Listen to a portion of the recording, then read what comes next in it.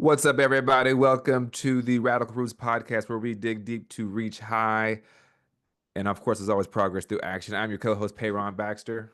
And I'm your co-host, Ram Sandoval. Welcome, everyone. Welcome, welcome, welcome. Of course, if you're listening to us on any platform, please like, subscribe, and follow, and tell a friend. We always say tell 5 people, but please tell maybe 7, tell 15 people. We're trying to get this thing going here in Union County, North Carolina, but you know what? This is for the country and the world. Ram, what's up, man? It's been a week of weeks. Indeed, it has been a very busy week. I think this week we finally, so to speak, got some marching orders, if you will. Started seeing people take to the streets, which is what we, what we said that was needed at this point. So, well, let's see. First off, on Tuesday, we went to the Union County Public School Board meeting. And there before that, there was a protest. It was a protest to keep ICE out of schools, keep ICE away from kids at school, which is where kids are going to learn, where they should feel safe, where their parents should feel that they're safe. And so, if you could imagine, ICE showing up at school and just start pulling kids out of school, it's a nightmare for the kids around them, the kid obviously themselves, their families, and so wanted to speak up for the most vulnerable.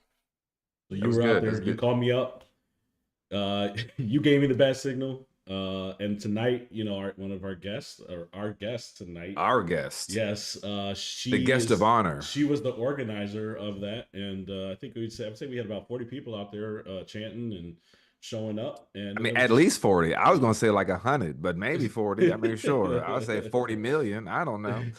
And then they had a school board meeting. That was a little spicy. I put some notes out there you can find it on our Facebook of what actually occurred. The board gave themselves a raise. Oh, that's good. Look at that. That's great. I'm glad for them. They did not give the teachers a raise. No, don't need that. There was obviously some people speaking on behalf of kids and keeping them safe from ICE and trying to get an understanding of what the law actually is, or how they plan to enforce the law versus whatever ICE tries to enforce, which is not the law. And then we had a little, I would say a young neo-Nazi spoke, and that's always good. And so it was, you say Sig hello at that point, not Sig Heil. Say Sig hello. Told me you forgot his salute. So it's always fun. And then we had today we were out. I was out in the streets again. I know you didn't make it. You had work. I had work too, but they planned it at the lunch hour. We were in Charlotte at Senator Thom Tillis's office, and I went with a sign that said, "Tillis, a yes man with no plan."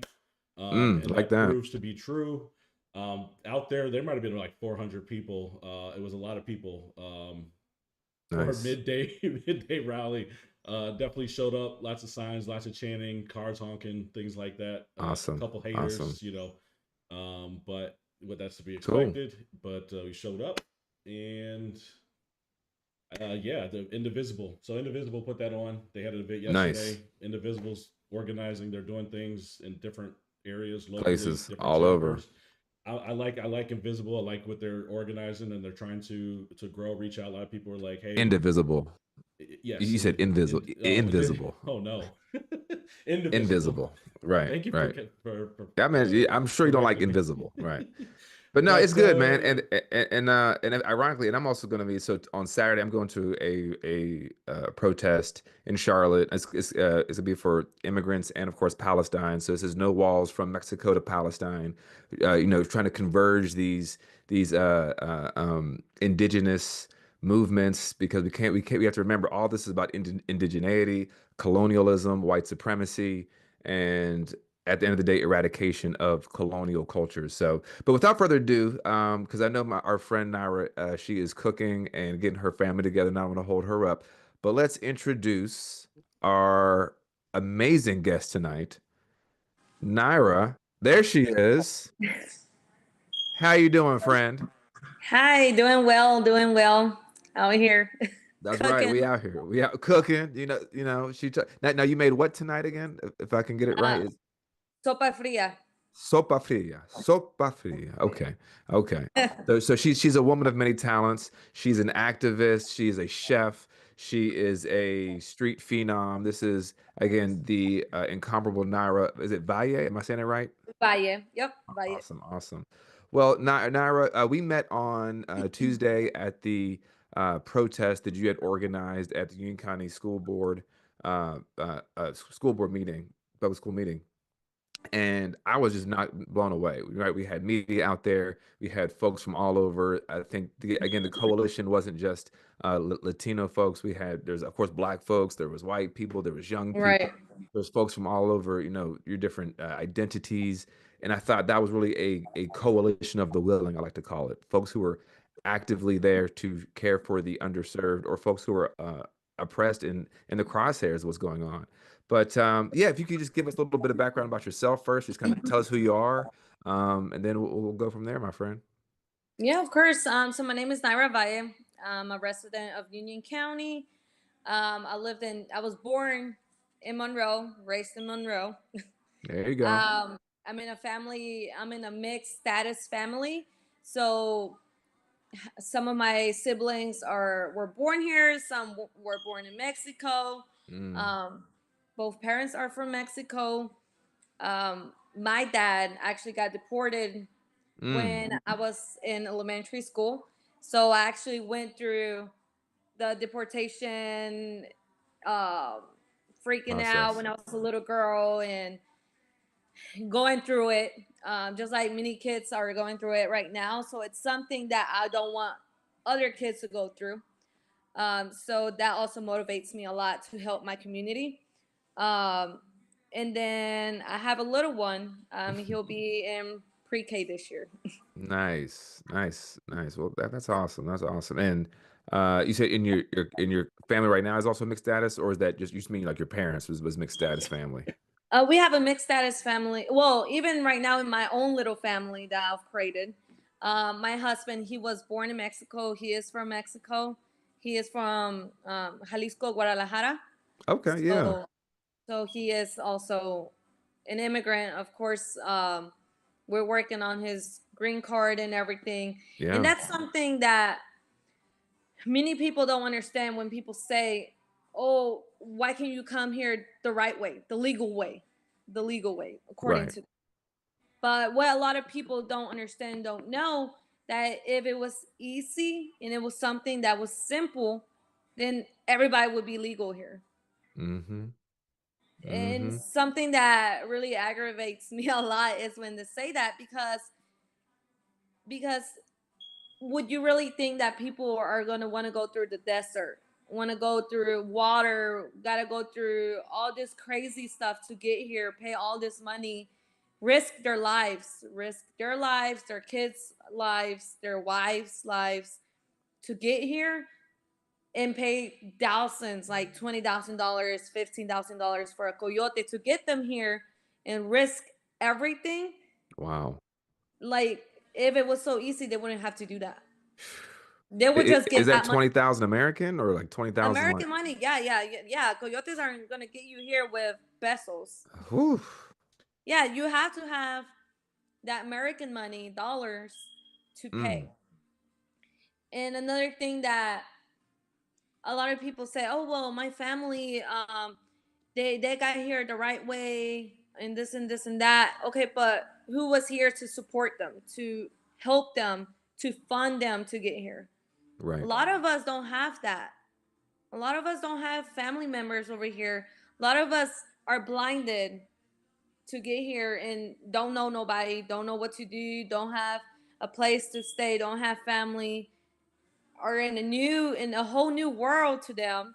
Right. Don't know the language, don't know the cultural, don't know anything. And and it's something crazy that a lot of people don't understand, and they're not in those people's shoes to know or understand or feel.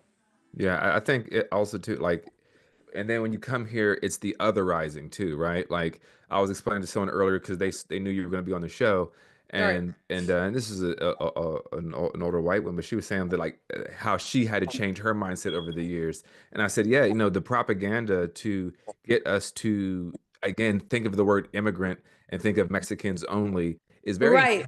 is very intentional, right? Like they're not talking about the, you know, Ukrainians in Boston or the Serbians in Jacksonville, Florida, or the, you know, the Somalians in Minnesota. They're only and for years we've been kind of browbeaten into only thinking that immigrants are Mexican. And I think Right. that intentionality is because, again, this country was owned, well, this land, Turtle Island, was inhabited by everybody that were your ancestors, right? This entire mass of land. Now, of course, even that gets squashed into just all being Latino. But at the end of the day, that's what all this is about indigeneity. But I think that that otherizing helps people accept what happens to the folks that are just trying to fight for self-determination and dignity, right? And then a lot of the folks that even come up from South America are coming because America destabilized their countries, right? Right. America was the force that caused folks to be like, you know what, I need to get out of here because you trafficked in the guns, you trafficked in the drugs, you trafficked in the instability, you created these sanctions. And I think as we start to peel back the layers, and the reason I wanted to have you on is because it's very important that we humanize this issue in this cause in this moment. Because I think it's very easy for folks to again do that smashing of all immigrants are illegals. And I love the sign that we took a picture, the sign you were holding that we took a picture with. It said, there's no illegals on stolen land." And I try to Right. remind people that all the time. That I was just telling Ron that like, out of the two groups, you got indigenous folks who didn't ask for y'all to come over here, and then you got black folks who didn't ask to come here. And then all of a sudden, all the problems of this country happens to be on these two groups. Mhm. You know, but we didn't ask you to come, and we didn't ask to come over here. It's like, how the hell are we y'all damn problem? Yeah. So this is why solidarity in this moment, and for me, I'm always fighting for solidarity for everybody, especially the vulnerable, especially the locked out and the marginalized. So Yeah. again, thank you. Go ahead, Ron. I'm sorry. Yeah, thanks for coming in. Yeah, I think in a lot of what you know, these a lot of people come over here legally, or you know, whether they're dreamers who have become legal or legal in a sense, a legal limbo, temporary protected status, Haitians, Venezuelans, Ukrainians, Cubans, but all those things are also in jeopardy right now, right? Because they're basically Right. kind of reneging, taking them back, leaving things in limbo and confusion. So it's not just people who are completely, you know, undocumented, but people who actually are, and a lot of the documented people are actually, as I understand it, working towards becoming legal. But it's been so hard, and this is why we've been asking for immigration reform for years, so that it's a very clear and understood process that people can take advantage of, right? But I think it's very scary to think that a new administration comes in and overnight they're deporting people who these are people who have been working, contributing to society, paying taxes, that have built a life. 95 billion dollars in taxes. That's how much And if you undocumented. ask people, sorry, if you ask people about, if you'll go around and ask U.S. citizens about, do you think how much do you think immigrants contribute to this country? And they'll be like, oh, nothing. They're just here Nothing. stealing our jobs and stealing this and that and doing criminal stuff. Most Hispanic Mexicans are scared to even get in trouble because they know to that they'll get deported. That don't make Right. sense. Like Well, they always you're look saying, at like a collective. They look at black and brown as a collective. So it's if it's one, it's all, right? It's And all so right. right. And um it's crazy because if they're gonna spend thousands of dollars to get here, and they spend thousands of dollars to buy their little houses, their cars, buy, try and make their family here, why would they want to get in trouble and throw all that away? right, this You is know, supposed to be the land of opportunity, and that's what people are taking advantage of. And you know, yes, criminals exist in every everywhere. aspect of, Every yeah, culture, right. every culture. You know, if they Yeah. want to you know, deport, and they said this is how the Trump it started, is that, oh, I'm going violent criminals, and then they moved the goalposts, and then it was criminals, and then there was a lot of folks, unfortunately, a lot of folks, a lot of Latinos who said, "Well, I'm not a criminal. It's not going to affect me. I'm a good, I'm a good one. I'm working." And then after the administration came in, they said, "Well, everyone's a criminal because they're undocumented." And so Because now, they got here illegally. right, So now they're and And so and that kills me because, like, mind you, crossing the border is a misdemeanor, like getting a speeding ticket. That's the type of crime it is. It's on that. It's not like it's a, oh, you murdered somebody or right. you sexually. It's like it's literally an infraction. It's not a felony. But if in a society that's built on otherizing and criminalizing people, that's where the whole propaganda and racism comes into it, like the Chicago thugs or illegal immigrants. These kind of charged and coded phrases, right? Right. And people only repeat what they hear. Right. So they won't look into it. They won't look into what kind of charges they'll give they get here illegally or whatever. They just Hmm. hear criminals, then they're all criminals. Doesn't matter Right. who they are, they're criminals. No matter. And then if you ask them, have you ever gotten a speeding ticket? Have you ever gotten this? Yeah, but I'm not a criminal. Okay, so They're make the it make same sense. level. Yeah. Like Right. Exactly. only because I'm It, brown and you're a different color doesn't make you better. It doesn't make your speeding ticket better than mine. Like hmm But crazy that's the power of whiteness. It creates that privilege. what other people do, they are the bad because we are so good. And I think it's insane to me that the people that stole this land and stole people say that we are criminals. Yeah, Like that I just killed our that is people, so wild. that like raped our people, like Yes, yes. did all this stuff to our people, but yet we're the criminals We're the criminals, right? because they conquered this land. Right. Like No, and that long history of colonialism is existing today. I mean, we're seeing right now they're talking about shipping out folks to Gitmo. I think the first flight went to Guantanamo Bay yeah, earlier this week with migrants. I mean, this is insanity. We're already at the camp stage. I think Rom had the countdown, but every episode we talk about the countdown to where Hitler, when he took over the Weimar Republic in that film, became the Third Reich. That was 53 days, but that was before the internet. That was before all this, and now we're at what, week 2.5, there was and we're 16 or 17 days in, so we're already at the camps. and So that's very scary. Like for them to even be open about it is very scary. yeah. Do you all remember during the campaign trail them mentioning Guantanamo Bay? I don't remember Guantanamo Bay even being mentioned at all. no, So Mm. but I did have the expectation that they were going to try to privatize this industry, right? Because they want to profit off of it, right? And put these people into, camps. Last time, if people have a short term memory, right? So in 2016, um, they were putting them in cages. They were putting people, kids in kids. cages. They were Hmm. Kids separating sleeping on the families. floor. I mean, it's inhumane the way. I mean, but we gotta be real though. That didn't stop when he left office. Mhm. We got to be real about that. I try to remind people, especially those of us who have been colonized, our ancestors are colonized. Our enemy has always been the United States of America. Like that's been the one who does this to these people, no matter if it's a Democrat in the White House or a Republican. Now you might get some softer language, but again, those same detention facilities were built under Barack Obama. Trump did all the shock and awe like he's doing right now for his 4 years. But then we cannot forget there were still people in those detention centers under Joe Biden. Yeah, that's real.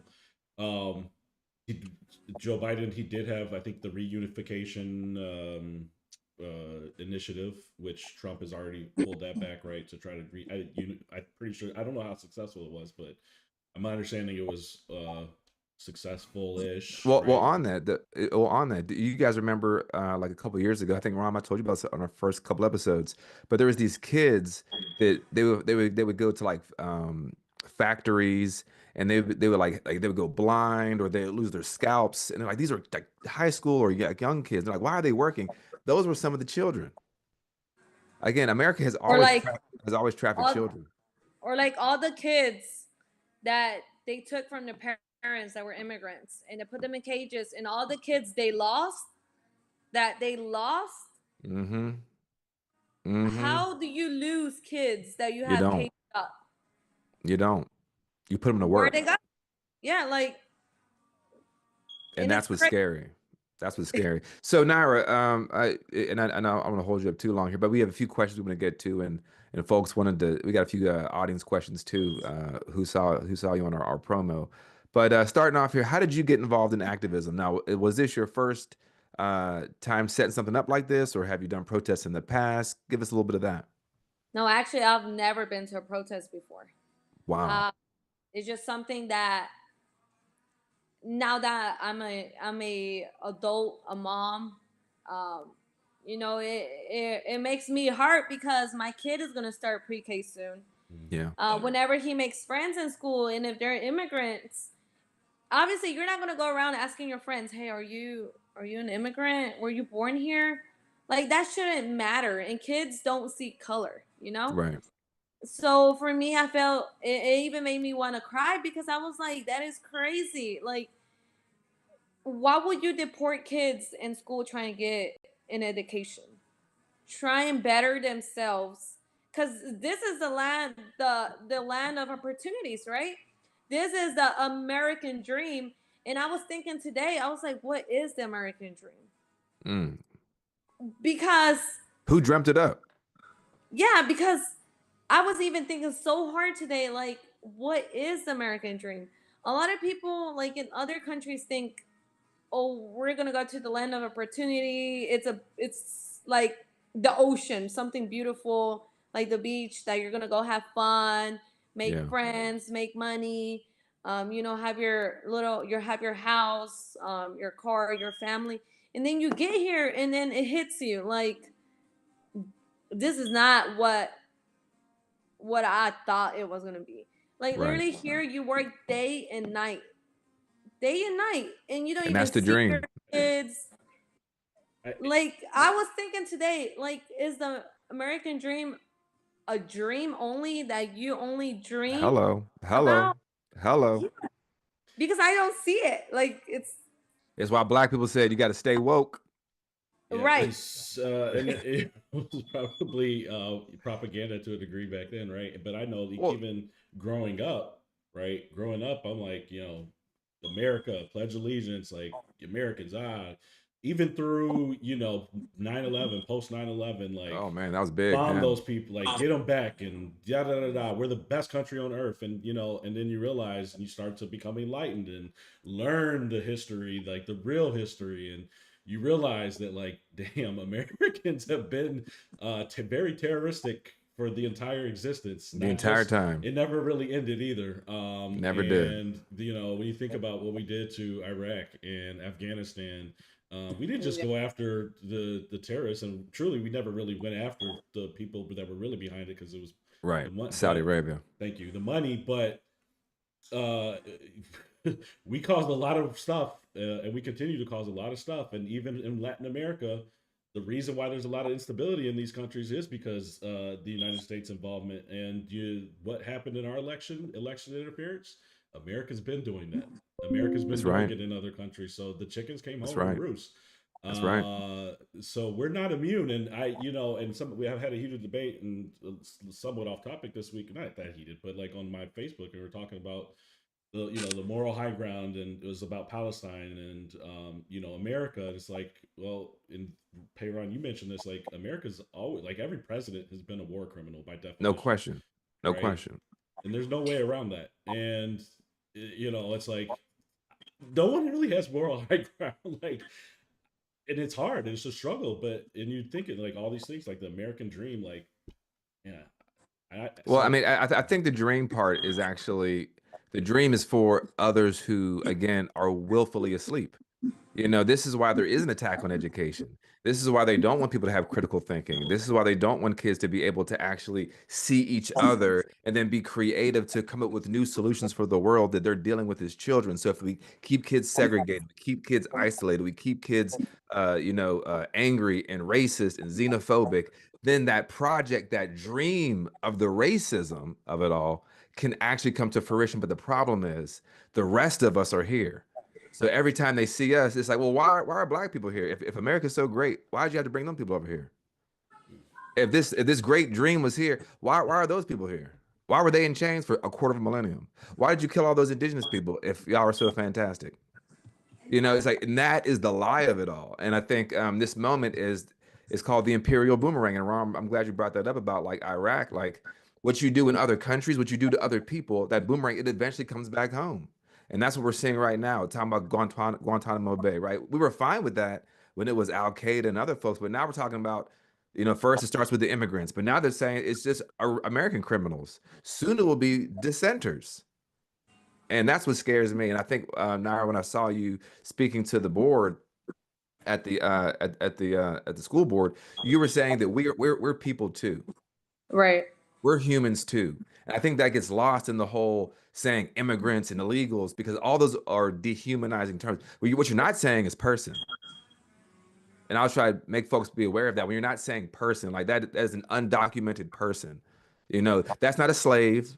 That's an Yeah, because enslaved person, right? Sorry. we're aliens apparently that come and it Oh destroys my God. everything. But I don't understand that because if you go to every construction site, you'll Mm-hmm. see us out there working our butts off all day and night, and nobody says anything about that. Nope. Nobody is telling the owners, the construction owners, oh, why you have these immigrants working here day and night, sweating Hello. all day? Like, why don't you give them water? Why don't you provide them this? They're out there shaking because it's so hot Mm. that they're not staying hydrated, you know, and Mm. nobody checks on that.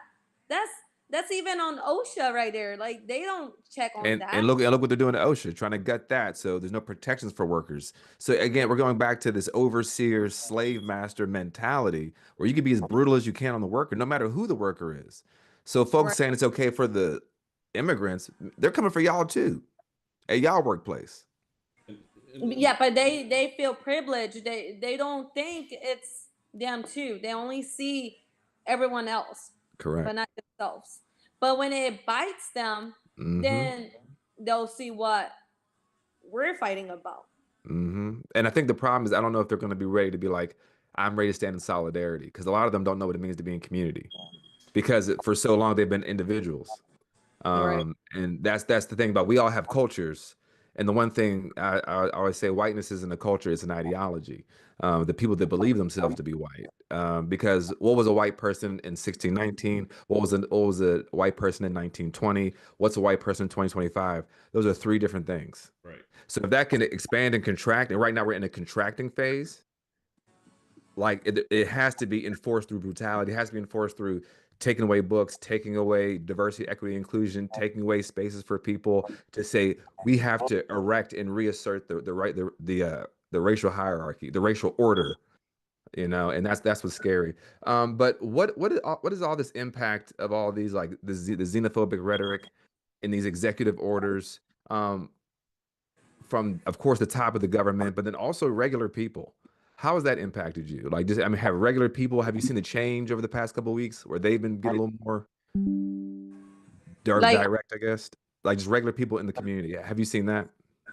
well, I've seen. I was telling my husband the other day. I was like, now since Trump been our president, I've seen people being so bold about being racist. So bold at looking at us the wrong way. Like Mm, the other day, we had went to the that first week that he was our president, first week of him in house. mm-hmm. We there was a lot of people that want to go out because of all immigration, the raids, and all that. People were scared, so there wasn't really people out there in the stores or restaurants. Yeah. And I told my husband, I was like, you know what? Just because I want to see the Americans' faces and how they'll look at us, I just want to see it. Like, I want to know, like, what they're doing, what they're thinking. You know, like That's right. what from this week, from last week. You know, Mm-hmm. and we went out to eat at a American restaurant, and it was you can even feel the chills. Like I told, Mm, you can see them staring at you, like talking to themselves about you, mm-hmm. about because I'm Mexican. I'm never gonna be able to hide That's that. right. Yeah, I'm not gonna ever be embarrassed to say, hey, I'm No, Mexican. You know, that's my cultural. That's where I come from, that's right. and I was like, I just don't understand. From last week, they weren't acting like this. Mm. And then a couple days went by, and now you feel like you're privileged, like you're better than I am. Like in a week, that's crazy. Like a change like that is wild. Like And I bet if you asked them, they would say, "I'm not racist." And I guarantee you, because that's the thing. And to your point, Naira, like I'm with you, like on that idea of like show me at this point, like lean into it. Because the thing about racism is that they're all cowards. They're all cowards. They need a group of people. Like we saw that at the school board meeting. Like they have to have this throng of people that have to back them up and say things in coded words, patriotism and indoctrination and all this stuff. And it's just them saying we're all that is their fear of that dream you were talking about earlier, Naira, of that right. dream is slipping out of our fingers. This society is crumbling. And on top of that, we know the numbers that the majority of people who are under the age of 18 are Latino in this country. And no matter what they do, that's not going to change. And they know by 2043, the majority of folks in this country will be Latino. And I guess they're just scared. They're just scared that we're gonna come back. Like we're more powerful than ever. Yep. We have a lot of smart people in our, Always. yeah, like, and that's what I be telling my husband sometimes. I'm like, if we all just grab our stuff and leave, go back where we're Mm. from, then then we would be able to empower Mexico. Mexico right now is very powerful to Mm-hmm. start with. Our president right now, Claudia, she is doing a Phew. lot of great stuff. Like Hey. every time I hear her, I just I love it. I Hey, she love don't play. everything She don't play. she does. And I told him, like, man, if we all would go back and we would get our lands back, like Texas, That's right. Arizona, all of our, those are our lands. That's We right. work those lands. And that's why those lands are full of Hispanics. Mm-hmm. And when people say, oh, go back where you come from. And when you say that, then if you really ask them where they are from, Hello. what are they gonna say? They don't got nowhere to go. But that's why they're Like, like, I'm a red-blooded American, and they have to hold on to that. But again, we're in the contraction phase, and this is why right. folks like a Ted Cruz and a Marco Rubio, they're white passing, and they call themselves white. You know, these are white Latinos, but they call themselves white because they're at least trying to hold on to the power of that ideology. But the thing is, it's a weak, frail. Again, it's an imaginative thing. It's not even real. But that's what they're willing to die for that. They're willing to kill for it, and they're willing to harm others to do that. And that's not an ideology that will ever bring prosperity. But let me ask you though, what made you choose to target Union County Public Schools as your first target, since this is your first time getting into this? Yep. So since I was raised in Union County, I live in Union County, and I have a lot of family, friends that their kids go to Union County schools, Mm-hmm. and it hits home like Mm. hard because for you to target children, you got something wrong with you. Like, what did a young kid do to you to be that way? You know, like Mm. kids are in school to learn, to feel safe. You know, they're kids. They want to play with other kids. They want to have this. They want to have the same right as any other children. You know, like, and then like I said, when my kid starts school and he makes a friend as an immigrant kid and he ends up getting deported, then what am I going to tell him?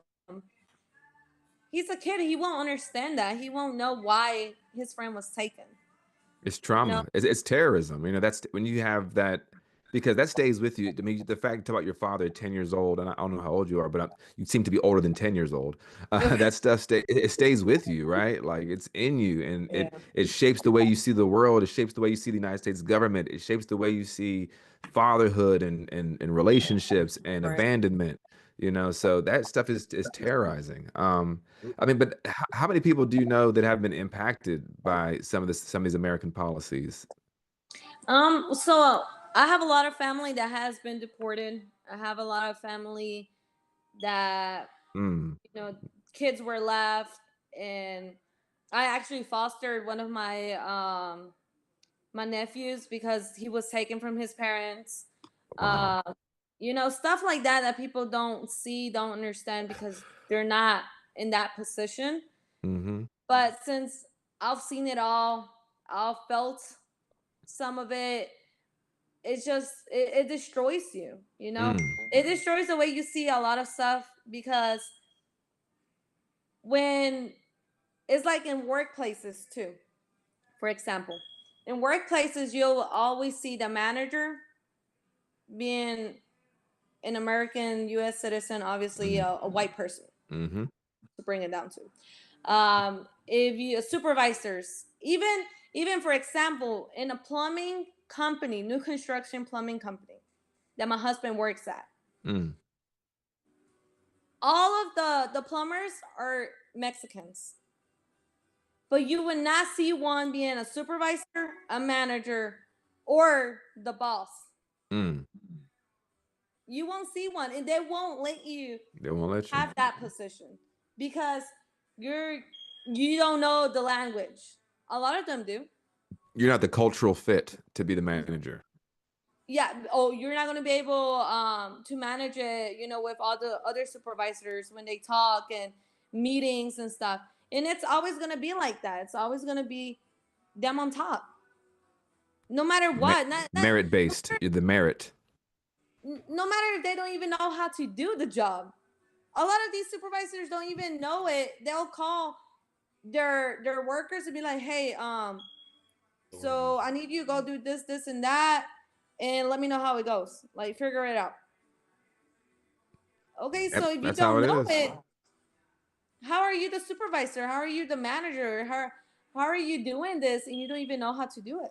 It's the overseer effect, right? Like they're not the ones controlling this capitalistic society, but as long as they could be the ones in charge, cracking the whip, to make that makes them feel good about themselves. They don't have the intellect, they don't have the charisma, they don't have the work ethic, they don't have the backbone. But as long as they're in a position of dominance, and again, that's what whiteness is. I mean, you ask anybody what is a white person, there's no real answer, but the culture is dominance. The culture is taking away. The culture is subjugation of others. The culture is pushing down of others. I mean, that's what it is since it's been brought to this place. Because again, in 1619, it was different from what it was in 100 years later, and so on and so forth.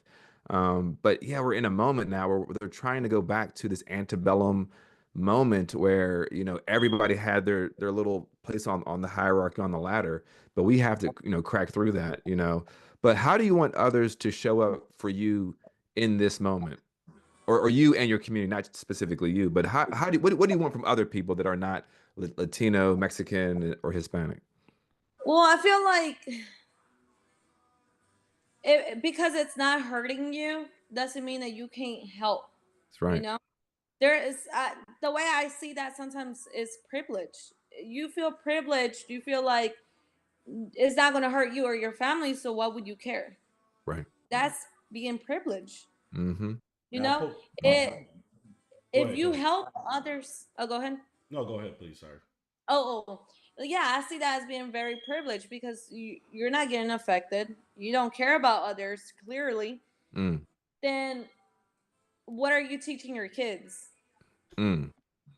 You know, you as a grown up should be the one teaching your kids how they should be, how they should grow up to be. What are you teaching your kids? You know, and it's something that my parents have always taught us is something that my grandpa always told my mom, and that now my mom teaches us is you have to help whoever without expecting anything back. That's right. And that's something That's right. she has always taught us because she's like, you never know if your son is going to need it in the future or if your son's kids are going to need it in the future. And if Mm-hmm. someone else comes behind you and helps them without asking for anything in return, you don't know when someone else that you love is going to need it.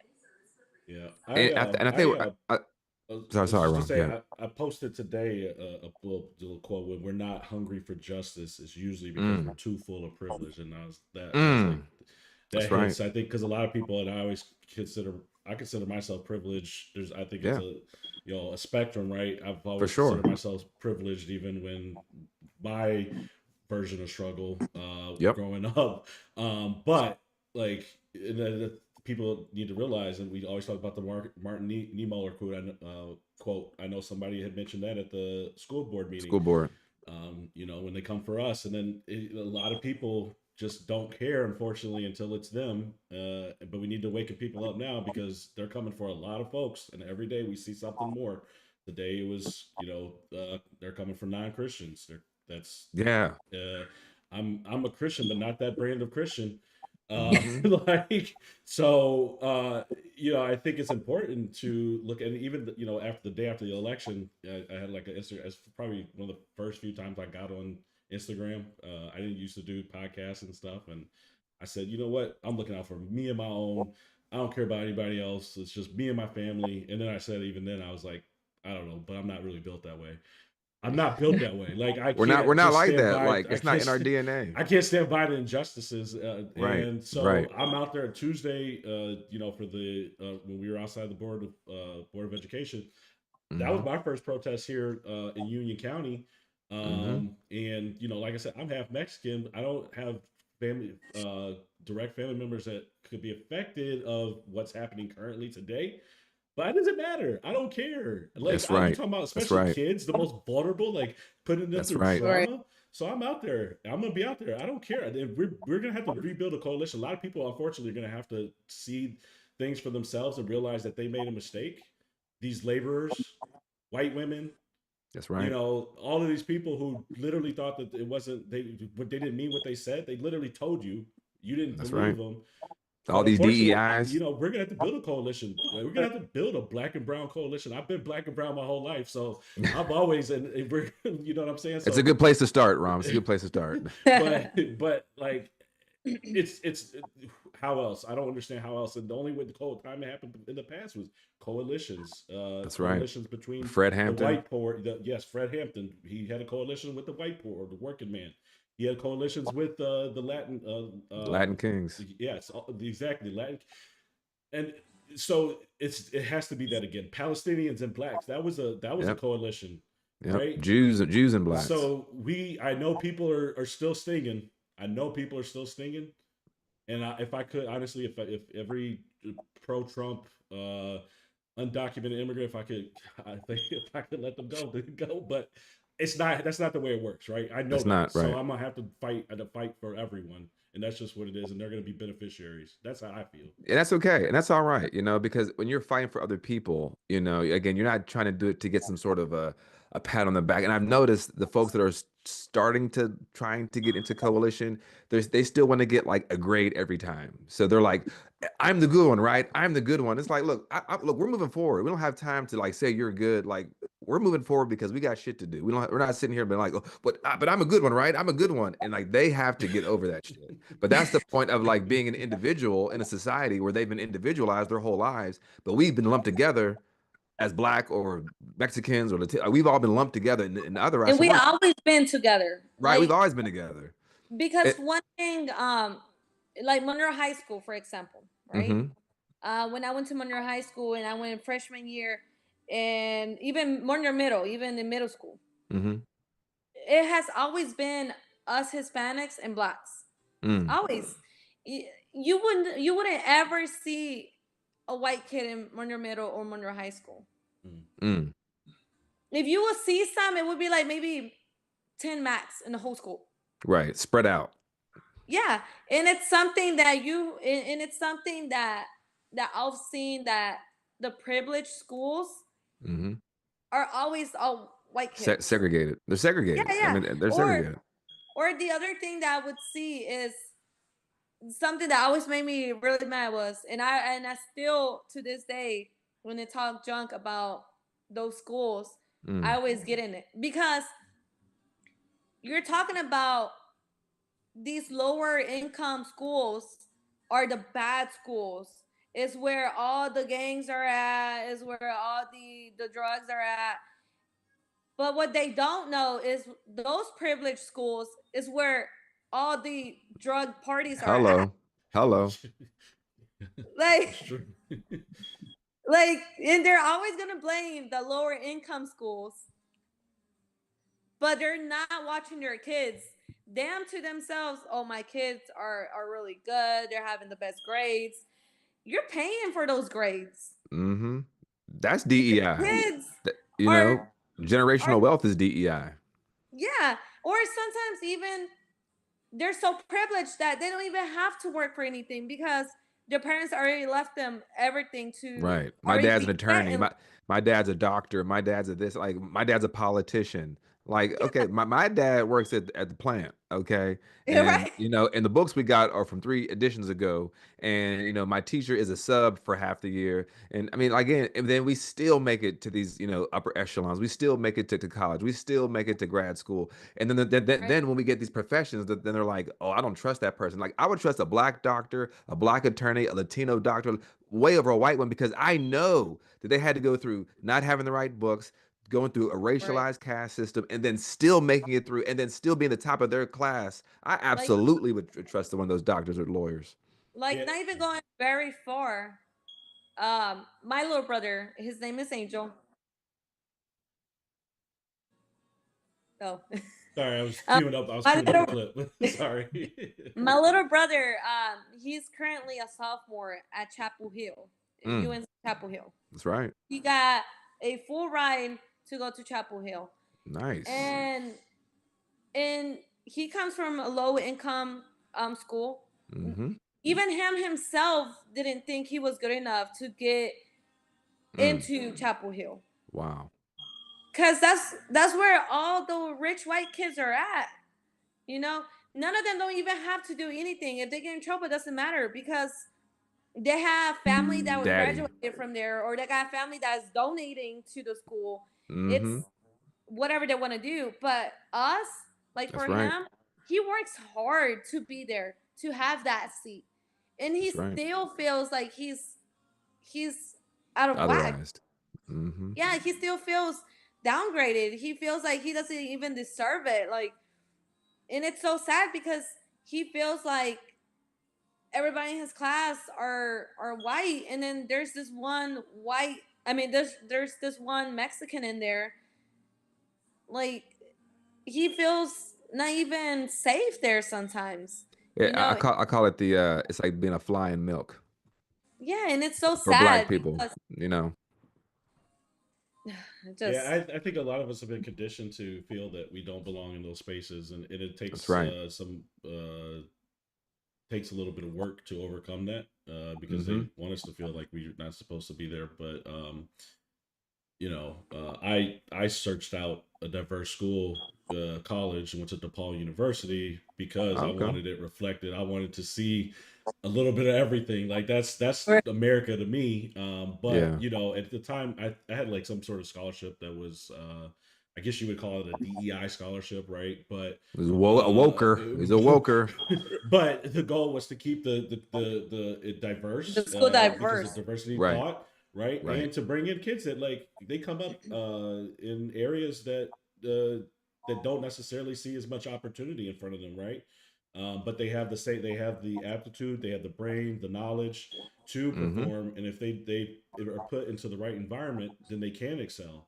And that's to me that's what DEI is. It's like about finding these people and putting them in a place where they can succeed, and they're usually going to be better. They know a lot of our people. They know how to live through struggle, right? They know how to They know how navigate to it, overcome. and I think the beauty of like and I think what it truly is when you have we hopefully at a time before all this nonsense we got to a place where we got enough people in the room or as many people in the room, then we're like, you know who we don't need in the room, the racist murderer people. But if we're all here, but now they're saying, well, you're excluding us and you're segregating us, but they're using the us and they're trying to bolster that into whiteness. But like, no, we got white boys over here, we got white girls over here, and they're not into that racism shit, you know. But they're like, no, you're with us, and you see how they're segregating us, and that's the point of DEI. Is like, hey, we can get as many people in the room that all want to have a better outcome for everybody, and not just trying to eliminate seats and take folks away. But now we're at a point where it's ultimately trying to go back to that. But last question here before we go, and I know we kept you over here. Thank you so much for your time again, Yes, Nara. thank you. But last question here. What's next for you, my friend? What's next for you in the fight, and how can we help you get in the way?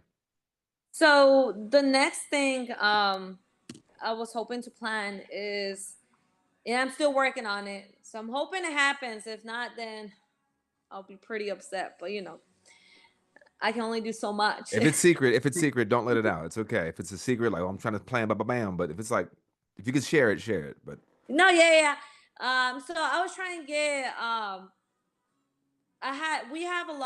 we actually have a chat because I'm a notary as well. So I'm yep, an NC notary.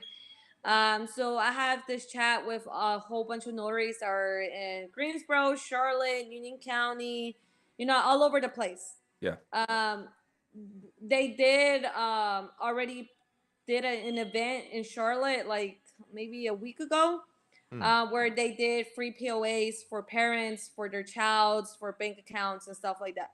So, for Hmm. example, if God forbids, someone's parent got deported and their kid is at school waiting for them to pick them up, but they don't know that their parent was deported, Hmm. then they leave someone in charge with a POA that they're gonna take, are able to come and pick up that kid, that's able to take them to doctor appointments, take care of the kid while the parents get settled, and then of course get a POA for bank accounts, for houses, for stuff like that. So if they were to get deported, then someone is able to go take out their money from their bank account, send them that money if they need it on the way, or whatever. It's stuff that people don't think about, but it's something that's needed.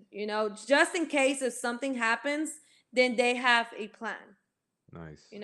So that's something that I wanted to do here in Union County. I'm still I love working that. and seeing where we can do it.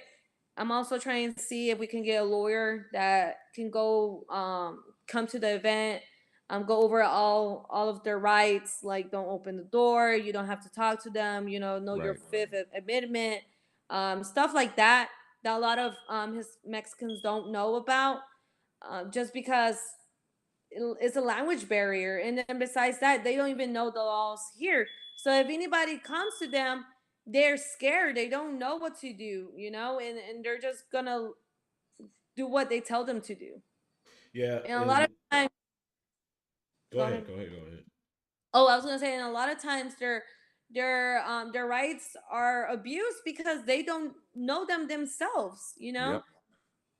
Yeah, I mean, and before honestly, nor do the police when they come in. They don't know the right. They're just, oh, go over here, knock that door down. Like it's a mess. Sorry, Ron. before I let you go, because this is one of the things they said at the school board meeting. They said that we will enforce um, lawful order, or uh, sorry, I forgot what the They'll follow the law, basically. well, yeah. So the word is that sorry, legitimate order and whatever. That's what they said.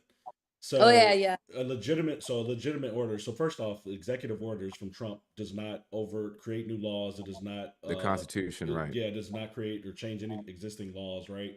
And so ICE has their own little warrant that is actually not a court signed judicial warrant. It's not signed by a judge. It's not gone through court. They cannot. You don't have to open the door, let them in if they do not have a court signed judge warrant, and that's what the school does not have to do. The board did not. They're not. They're basically saying they would abide by a legitimate order. The way I read that is that they would just take an ICE order, but to me that opens them up to lawsuits, right? Because they violate. We talked about FERPA. We talked about Fourth Amendment, privacy, school student privacy. So there's a lot of things that if we can educate the people on, you can educate the people on, everyone can educate. And then you understand the difference is like, because ICE is just going around pretending that they can do whatever they want. But, in Chicago, and Tom Homan, he said, Chicago's giving us a hard time because they actually He are, did, they're yeah. armed with knowledge, and we can't do anything about it. And so while the law's still there and people are upholding some sort of semblance of the law, we got to at least use that. And that's very important in this moment that we remember the law, because the point of fascism is to run over the law and hope that you capitulate. But if you hold them to the feet, I mean, it doesn't mean we're going to win. And again, I tell folks, I don't fight fascists because I think I'm going to win. I fight fascists because they're fascist. But if we hold them to, hey, this is what the law is, so you're choosing to break the law. I mean, we got to do that in this moment. And I think I love what you said, Ron, where we're armed with knowledge because that's the only way that we're going to get free. But anyway, Nayra, thank you so much for taking some time tonight. It was such a. How can folks find you? How can folks follow you? So I have Instagram, I have Facebook, TikTok, Nayra Valle. That's it. Very simple. Very simple. Right. Sounds like. Well, thanks again, Nayra. We appreciate you. We're gonna see you out there in the streets and give them hell, my friend. Give them hell. Yep. Someone has to do it. That's right. That's right. Thank you. All right, take it easy. Bye. All right. So, All right. this is gonna mess up here. Let's see if We're gonna flip over to. We're almost at an hour, right? Yeah. I just want to hit on a few current events. So, let's see here. Hopefully Nayra stays on so the cameras don't get messed up. She's on mute. But we have a few more minutes. Instagram's gonna kick us off. We have a few more things we want to talk about. The one thing I want to go ahead. No, go ahead. One thing I want to jump into is this Jasmine Crockett clip. Yeah. I think it's a good way to start off our little regular part real quick.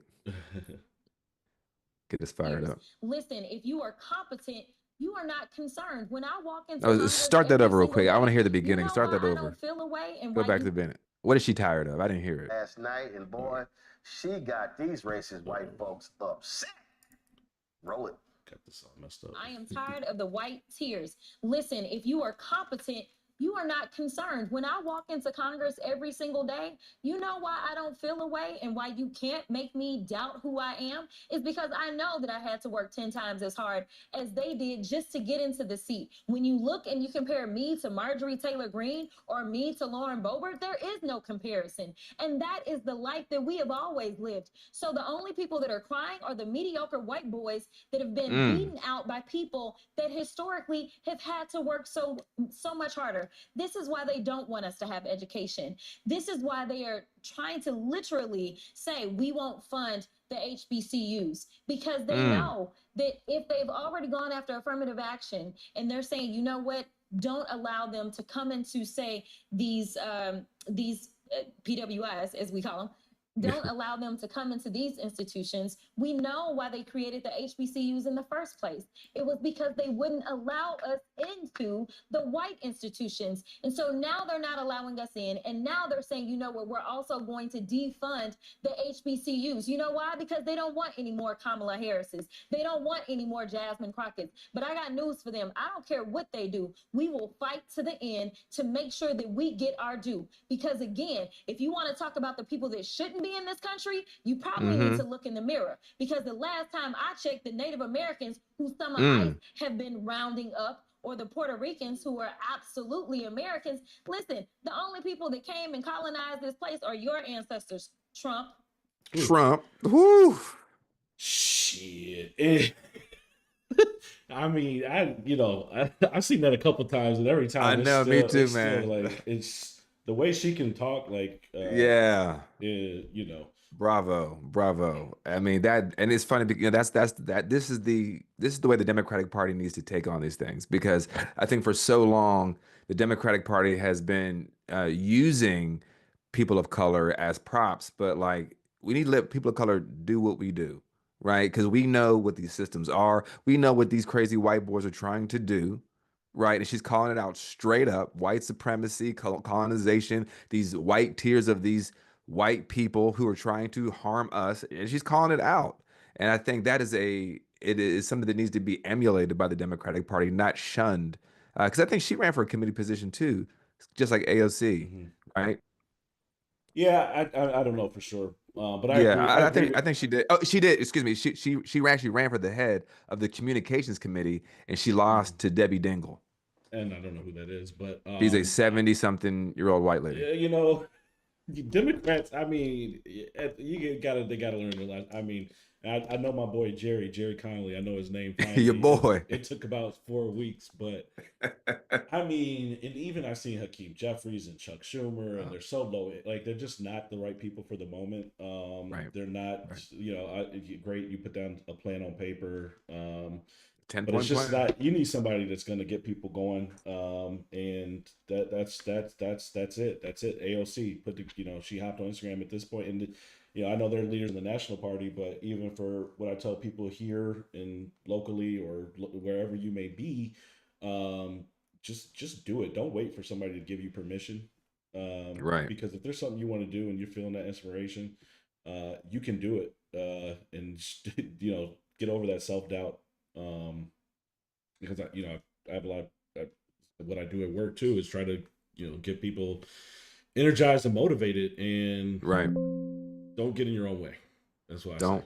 say. No, that's great, man. That's great. Because AOC, like, no one gave her permission. She could hop on That's Instagram. She right. got 250,000 likes on the few hours, and she's giving sound advice because people, like I said before this week, people are feeling hopeless, and I think people this week finally feel like there's something happening. There's things to do. There's they can do something with this anxiety. Energy. Yeah. Yeah, like we went out into the streets with 2 protests in 1 week. I feel better. You feel good, right? Like it is. Like, Like it's. What I say, it's contagious, right? You feel like okay, it's I could do this. contagious, and they need to know that we're not just going to lie down. That's and right. just, take it, and that's what a lot of them think they can do. They can do this in darkness. And these school board meetings, I'm going to put, hey, this is what they did. You know what? And try to blast that out as much as possible. They gave themselves a raise. They didn't do anything for teachers, and I want us, not just me, but like these organizations and people to amplify this stuff so people stop doing whatever they want. Even in Chicago, in the suburbs of Chicago, I think it's Dalton. And there's so much craziness going on because there's so much corruption because people weren't paying attention, and now they're fighting at meetings and stuff, and it's craziness. And it's but if people were paying attention this whole time, it wouldn't have got out of hand. And so you have to hold our people, you have to hold our elected officials accountable. Yeah, but it's also Because like we got to hold our elected officials accountable. But this is a moment where like ignorance isn't an excuse to be deceived, right? That's the intro quote of Mehdi Hassan's book. When every argument before the book gets started is ignorance is not an excuse to be deceived, because folks out here, they're using their ignorance as a crutch for them not to learn anything else, to do anything else. And that is just not going to be okay. And we have to create pressure on the average person in the proletariat. We have to put pressure on your friends, your family, your coworkers, just your folks in your circles that are choosing to be like, "Ah, I don't know, I don't do all that politics shit." It's like that means you don't know anybody that politics is fucking right now. And if you don't know that, that means it's probably fucking you too right now, this exact same time too. So like people need to wake up and yeah, realize that. yeah, I'm struggling with that right now. With some family is like, they don't want to hear about politics, um, and I get it to a point where you're like your mental health. It is a shock and awe campaign, right? Sure, no We know question. it's a psychological warfare. We know that, That's but right. That's right. trying to you need to take time, but you can't check out completely. No, It's not that, they want that. They want you to. That's exactly what I You know, said. there's two ways. There's two ways to win a war: through submission or exhaustion. hmm Those are the only two ways to win a war. Any war, doesn't matter. It's through submission or exhaustion. And I'm not tired and I ain't going nowhere, because I care about the people. I care about the people. But anyway, there's a few things I want to hit on. I sent you some stuff. It might have been in your IG inbox right before we got started here. But one of the things, and I don't have a clip or anything for this, but I do want to talk about it. But Elon Musk and his roving band of miscreants have basically occupied the offices of USAID, which is the U.S. Agency for International Development. And that's been a whole situation. And USAID, do all government agencies have waste, fraud, and abuse? Absolutely. But the way you do but then you run an audit, right? Rom, you do security stuff. You don't just, we're going to kick everybody out and that's how we lower the cost or lower the XYZ. No, you run a report, right? You look at things, and they're not doing that, right? And and you talked about this last time, but they have access to a lot of sensitive information That's with the Treasury Department. But for USAID, they actually help out, and they either feed and give medical supplies to people all over the world. Now, I will say for USAID, I've always thought it's been a cover for the CIA. Because as you said earlier, I loved your point about that. Yes, the United States government does destabilize other countries, but when you do that, you have to have a propaganda arm that says, "Oh, we're actually peacekeepers and we're actually providing medical." But it's like, well, the reason that those folks aren't okay is because of Western interventionism. Now, that is the reason that USAID is a thing, right? Now, but does that mean that what they're doing is correct in how they're harming people? No. And on top of that, we found out that Elon has what these 6 kids, or I call them kids. Let me not call them kids. Younger people from 19 to 24 years old. I just found out before we got on. One of them has already been fired for his racist tweets, basically saying that there's a right way for the races to be, and he loves being a racist and like all kind of crazy shit. So one of them's already gone. But this situation and those folks standing outside saying they won't let us into the building, if this was happening in another country, Rom, the United States of America would invade the United States of America to stop the United States of America for what it's doing to the United States of America. Excuse me. Yeah, absolutely. And they would be sending in, some little squad to, to do whatever. But yeah, he said that he would wipe Israel and Palestine off the map. He said, yeah, so there's some crazy stuff, this guy. But Elon Musk, yeah. Oh, Elon Musk is the guy working for him. One of the guys he had to fire him. Oh, you okay. about that's all right. I thought that's what you were. No. Yeah, I didn't hear that part. One of the guys working for Doge that was in these USAID and these dodgy government agencies. Yeah, he was ousted because they found out his racist tweets. Huh. So he had to fire him. Who go thunk it? Yeah. But if you recall, Elon Musk had tweeted at one point, if you get fired by your employer for what you said on Twitter, we'll cover your costs. So I wonder how that works, right? Yeah, that didn't seem to come back out. Yeah, USA, glad you bring it up too, because a lot of these government agencies, I think there is a lot of fat to be cut. I do think no question. Lot of them run ineffectively, right? There's a lot of bureaucracy. But I think an audit it sounds great. First off, I don't think an audit by Elon Musk sounds great at all. But no, Mr. Ketamine, you saw his eyes at the inauguration. Yeah, just wondering around. I was like, what in the world is that? Like, what is happening? I don't want that guy running my audit. But it sounds great, right? I think, well, who is it? There was what's the Ro Khanna? What's his name? Ro Khanna from California. And he's like, yeah, Doge, yeah, that sounds great. Like, and it's like, okay, yeah. But that was before though. Like he hasn't said that now, it sounds great to like cut the fat. I don't think he sounds it now. Like he ate his Doge. We could have told him like, yeah, it sounds great, right? Because that's what they wanted to sound great. But that's not what's gonna happen. Come on. Yeah, you can't just shut down agencies left and right. You can't just shut down funding. People are going to die. They might not die tomorrow, but they're going to die. Correct. There's going to be sickness, famine, starvation, and a lot of the reasons why, America has got to this, this stature of in the world is because they do control. I'm trying to word my words carefully. They help. Because the ulterior motives, right? There's definitely it's called soft power. It's called soft power. This is soft power. This is what this is. So this is what they're doing. I mean, and the thing is, if the United States doesn't do it, guess who will do it? China. Your adversaries will start doing it. And China's already been doing that. They've been helping out Africa. Come on, right? So like, y'all acting up in the China threat. You're making your quote unquote adversary, who again, there's not much data that China's actively trying to invade America, but they're just trying to become the global hegemon. Yeah, they don't need to, right? Because we're collapsing within ourselves, right? We're a collapsing star. Trump is doing the work. He's doing the hard work for Yahoo, Putin, and Jinping. Like that's right. They're probably celebrating. You remember when what's his name? King with Saudi Arabia, and MBS. Yeah, MBS and Putin. They adapt. They was like, oh, we got these motherfuckers, man. Yeah, We got did you? these Yeah, motherfuckers. I got an old clip on my Instagram. I put it to a Tupac song. It's like two of America's most wanted. It is like I'm gonna put that up, but now you see Trump tucking in Benjamin Netanyahu's chair. He's Yeah, pushing it in for him. I'm gonna get to I, that in a second. Yeah. I'm But, like, before we get to that mhm, though, so mhm, on this USAID thing, mhm, there are two ulterior motives that I truly believe Elon Musk has behind this.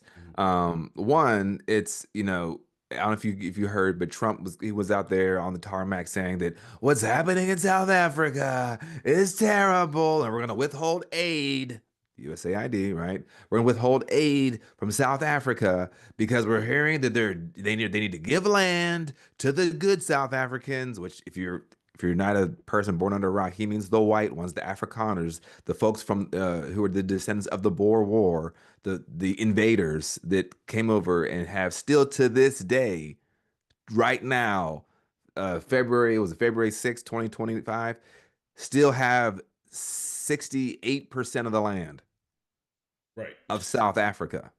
Yeah.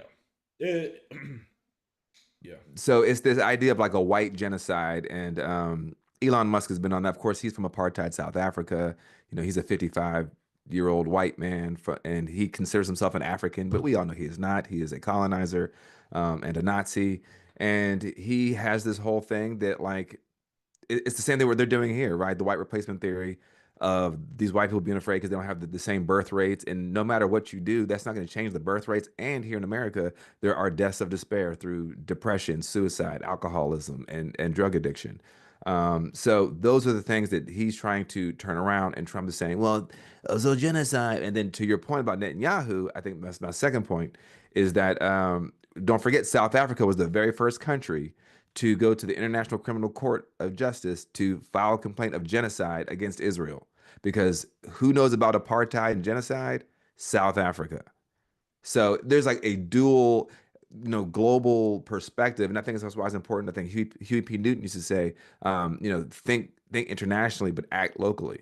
As we were talking to Nayra about colonialism, these are the same tactics about what she's saying. How could they do this to children? The same way Israel can kill Palestinian children, the natives. It's the same thing they did to indigenous people in this land. The same thing they're doing to the people who are the descendants of indigenous people. These kids going to school on this country, right? It's the same thing. But when people say, "Oh no, those kids over there can be killed," that imperial boomerang, right? The folks are saying, "Well, that's not our problems going on in Palestine and Gaza." We were worried because we knew that shit was going to come back right. If you okay that there, you're okaying that here. And it's that James Baldwin quote where he says, and I had it up here: "The children are always ours, every single one of them, all over the globe." And I'm beginning to suspect that whoever is incapable of recognizing this may be incapable of morality. And that is when folks are saying, oh, well, those immigrant kids getting caught up by ICE, those are not my white kids. You are again giving up parts of your own humanity to believe in this legal system, which again, slavery was legal, the Holocaust was legal, Jim Crow was legal. All these things were legal, but they were immoral.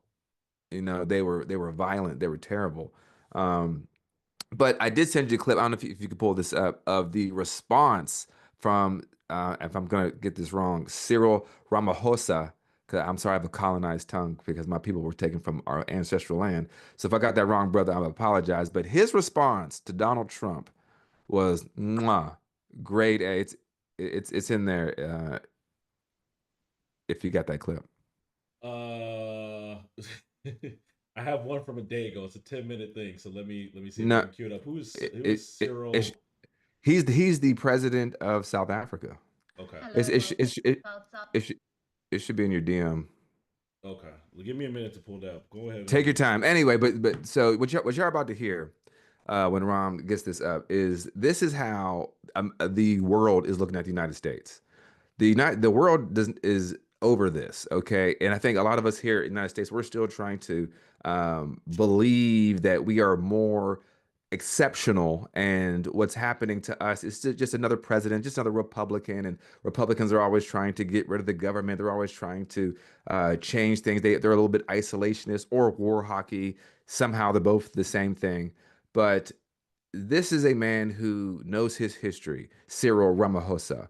This is a man who has been through apartheid. He knows what it's like to look, as he calls it, the white devil in the face, and understands what it's like to fight back against a colonizer who says that, again, as Trump wanted to have certain parcels of land for the Afrikaners, this made-up term for these white people that stole African land and had this system. All right. And his response is money. All right. So let me see. This is let me just do something real quick here. Do it real quick, man. Do something real quick. All right.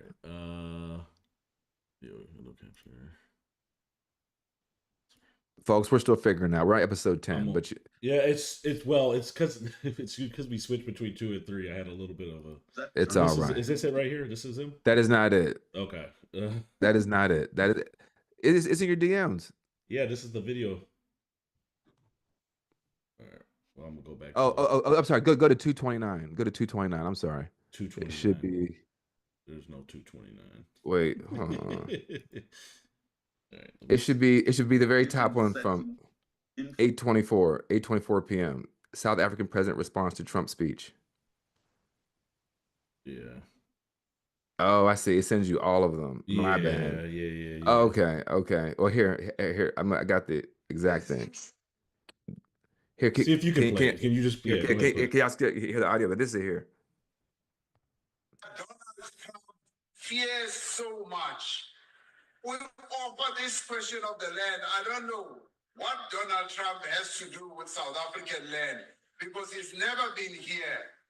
And he must keep his America. We will keep our South Africa. What am I doing? South Africa is our land. South Africa belongs to all the people who live here in South Africa. It does not belong to Donald Trump. He can keep his America. And is even worse. He's even worse. When I meet him, I will tell him. I will say, you, Donald Trump, you are even worse because your forebears came to America. They found the indigenous Americans. They wiped them out. They killed nearly all of them. Rene, we are living as a nation, and black and white, we are going to find solutions for our land question. So Donald Trump must leave us alone. He must leave us alone, Maori. When we were facing apartheid, when we were facing oppression, he was not here. He did not fight side by side with us. And we were able, on our own, yes, with support of progressive forces in the world, to resolve the apartheid question. As far as I recall, Donald Trump was not around the negotiating table when we negotiated the end of apartheid. So stick around there in the White House. We will do our business here, and we will find solutions for our problems. So stay out of our issues, and we will not get involved in your issues in America. You have your own problems. Leave us alone. You have your own problems. Leave us alone. Yeah, bro. Yeah.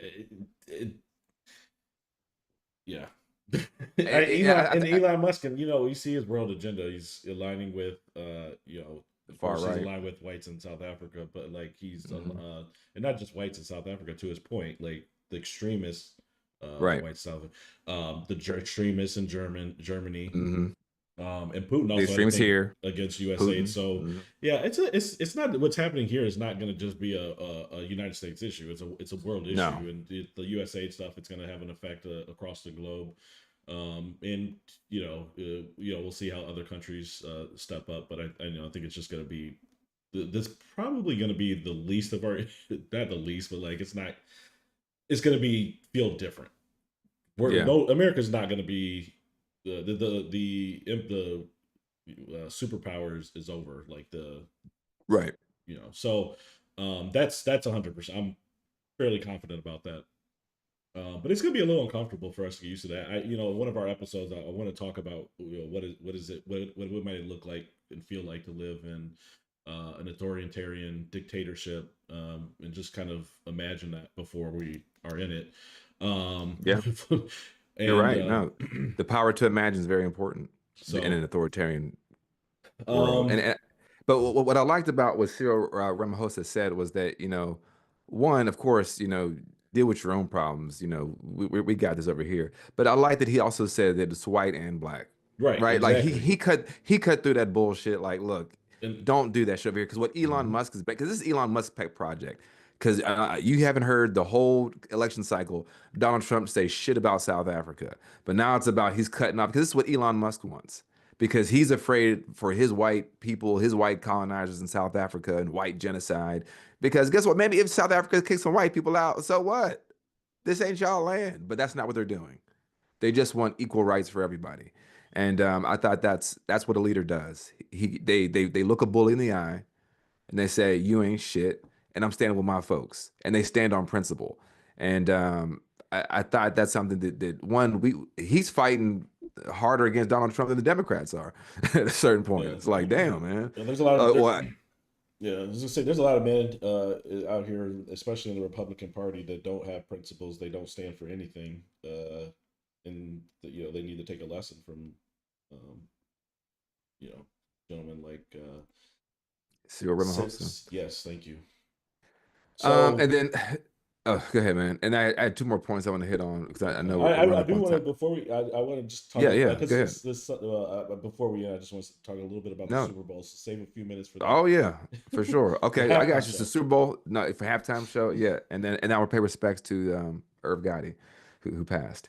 No, and then I don't know if we have this picture, but I did want to pop this image up if you can. This is also in your DMs, but it's just a picture of. I don't know if you could port it over. I don't know how long it takes, but Trump signed an executive order to ban trans girls from sports. I don't care how folks feel about that. What I'm saying is, look at this image. Look at this image and the propaganda that this image is trying to convey to people. So Ron's pulling this up, and to me, it really shows the fecklessness and the weakness of, one, the entire MAGA movement and all these voters that were animated to vote for this orange 34 count felon, fraudster, sexual assaulter, and thief of classified documents. These folks don't even realize that they're that propagandized. So it was earlier today, I think it was earlier today, Trump signed an executive order that bans trans girls from sports. Of course, never trans boys, trans men. They never care about trans men.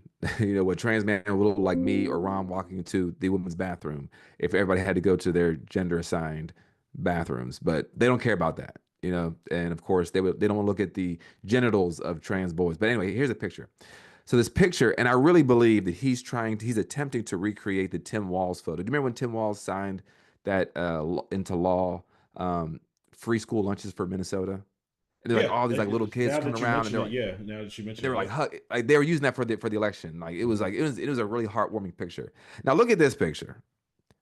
It's a bunch of. I caught it. I tracked it. Yep. When you said. Yeah, I mean it's a bunch of course, predominantly white children. All girls. I don't think they know what they're there for. I think there's one mixed person kind of in the third row, stage left. I don't know. And this is what he's signing for. Not to feed kids, not to keep kids safe in school. This is the really important stuff, Rom. This is what President Trump promises made, promises kept. And if you think about it, there's I think that they had a hearing before before Trump took office where they said there's 500,000 athletes in college sports, and there's less than 10. Yeah. Yeah. Less than 10. Yeah. So he signed this. I mean, he feels like I'm the man. I'm signing this order, barring. It's like, dude, there are more kids that get shot in Uvalde. Yeah. Yeah. Sorry. Go ahead. No, it's absolutely right. There's kids that get more kids. This type of thing pisses me off because of all the gun violence Right, right. and abuse of children and all the stuff that happens, and they don't really. There's nothing. This is just for show. So This is I all think show, but we can't forget that like patriarchy is a part of the MAGA movement, and it's this idea of we're protecting the innocent white bodies. You know, that same sort of a mentality was used to, you know, for demonize. for Yeah. race riots, right? They used to lynch black people for that same sort of a mentality where we're protecting Come the here for innocent white white women. woman. Yep. Right. So this idea, and this is why, and again, no, I know folks out there feel different about trans people, but it's important to understand they are people like us. They are human beings, no matter how you feel about their orientation or what they do. They are human beings. They deserve respect. They don't deserve to be under the boot of MAGA. And if you're willing to say, well, MAGA can have those people, and the state can kill those people, you're opening the door and you're actively saying, well, the state can kill some people, which means it's saying the state can kill me. Yeah. And And these that's are why I stand with trans people, because I'm like, this is ridiculous. And they're less than 1% of the population. and these are people that are just living their life, right? That's They're it. how they want to live their one and only life, and it does not affect. Not me. Doesn't Not affect at me. all. So I ain't got nothing to do with it. and that's just that's my politics in general. Like, so it's pretty simple, Live your right? life. Moral, let people live if it doesn't hurt others. So And on the point of like how this thin-skinned male ego, this patriarchal nonsense, because there's still this anxiety, especially for like the was it the Gen X, not boomers, yeah, Gen X. They're the group right now that are really going through this anxiety because they're going through their like second midlife crisis. And there's this anxiety of like getting your penis cut off. And like all this stuff is wrapped up around that. So when they're that's really their fear that they're like, I'm afraid to get my ding dong cut off. And like, how would you?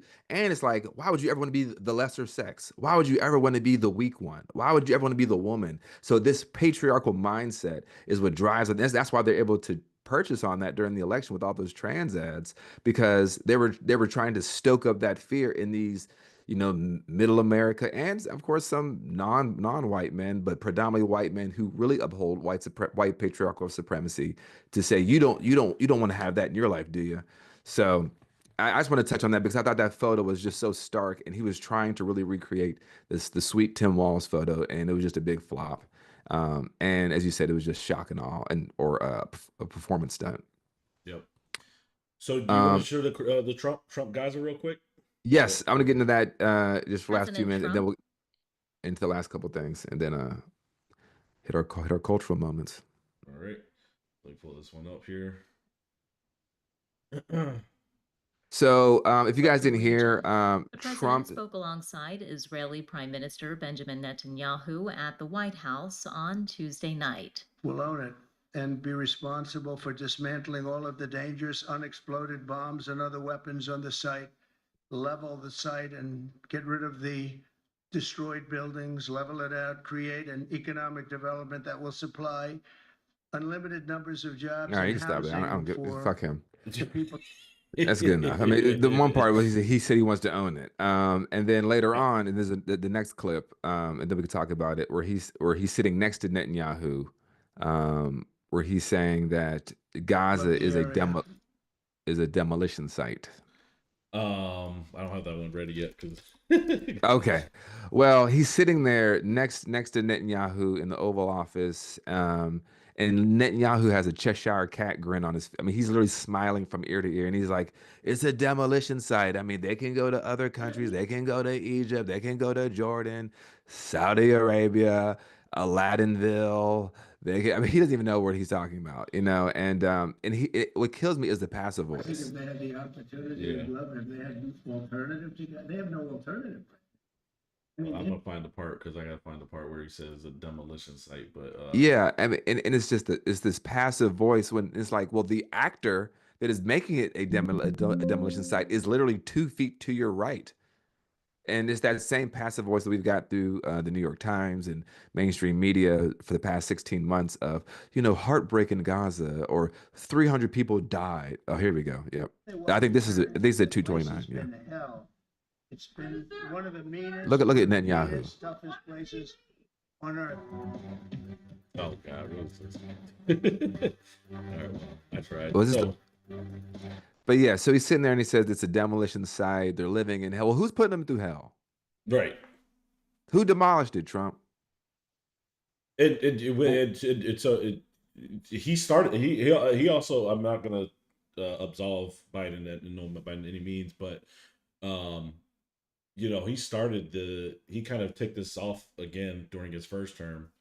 By I think he moved the embassy to Jerusalem. and so that kind of kicked off tensions again when he was in office, and they were expanding settler sites. So there was a lot of things, and again, Netanyahu, you sit next to him, just like the things that Trump was saying was like, I don't even think Netanyahu was just like, this is a dream come true. Like, I don't think he could believe his eyes or believe his ears. And right, a fucking war criminal sitting right there cheesing that, my sugar daddy will keep giving me sugar.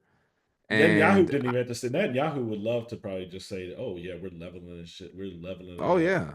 Oh yeah, turn it no into question. an economic development." And then the other thing that Trump is Jared Kushner said waterfront property about a sovereign year ago. sovereign wealth Sovereign wealth fund. sovereign wealth fund. That's noble. But these things have been like again. They're not a surprise to me because this is what Trump has been saying. This is the things that this is literally part of the plan he's been saying out loud. Right. The writing was on the wall. Kushner, all of these investments, and the Middle Eastern countries aren't looking out for Palestine. They're lining their pockets. He said they're going to send them to the Palestinian people to Jordan. Or Egypt. But they're not going to take them. And I think I think folks misunderstand why they're not going to take them. They're not going to take them, not because they're mean people and they just fucking hate the Palestinian people. It's because that's their land. That's why they're not going to take them. They're like, no, that's your land. And I'm not going to get in the middle of a conflict of you on your own land because that's your land. And also, if they did, that stops the right to return, which is under international law that everybody, if you are a refugee, you have the right to return. And that's why Israel has hated UNRWA, which is the United Nations Refugee Works Association. And they wanted to dismantle that, which they just pulled out when Trump got in office, because that was the last tether to say refugee, which means where are you a refugee from, right? You're not just a refugee born a refugee. You're fleeing from somewhere. And some people were in refugee camps for 76 years. So if you ask them, well, how have you been a refugee for 76 years? Because my house is right there and I can still see my house. So the propaganda that hits us as Americans is that, well, Egypt doesn't want them and none doesn't want them. It's like, well, it's not about wanting them. That's their land. And you're killing them and the Palestinians don't want to go. They will die. Just like the folks on this land who are indigenous, who fought to the last breath.